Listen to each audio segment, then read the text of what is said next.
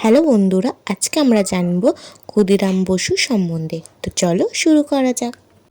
ভূমিকা: ক্ষুদিরাম বসু ছিলেন ভারতের একজন বীর বিপ্লবী ও স্বাধীনতা সংগ্রামী। অল্প বয়সেই তিনি দেশের স্বাধীনতার জন্য সংগ্রামে ঝাঁপিয়ে পড়েন। তার সাহস, দেশপ্রেম ও আত্মত্যাগ আজও তরুণদের অনুপ্রাণিত করে। ব্রিটিশ শাসনের বিরুদ্ধে তিনি নির্ভীকভাবে লড়াই করেছিলেন, তাই তিনি ভারতের অন্যতম শ্রেষ্ঠ শহীদ বিপ্লবী হিসেবে স্মরণীয়। তার জন্ম ও পরিচয়: ক্ষুদিরাম বসু 1889 সালের 3রা ডিসেম্বর পশ্চিমবঙ্গের মেদিনীপুর জেলার মোহনবনী গ্রামে জন্মগ্রহণ করে।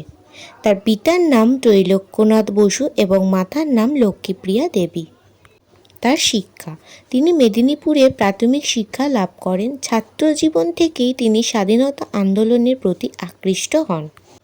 ক্ষুদিরাম বসু স্বাধীনতা সংগ্রামের অবদান: তিনি যুগান্তর দলের সঙ্গে যুক্ত হয়ে বিপ্লবী কার্যকলাপে অংশ নেন। ব্রিটিশ শাসনের বিরুদ্ধে আন্দোলন ও প্রচারে সক্রিয় ভূমিকা পালন করেন। দেশের স্বাধীনতার জন্য তিনি নিজের জীবন উৎসর্গ করতে দ্বিধা করেননি।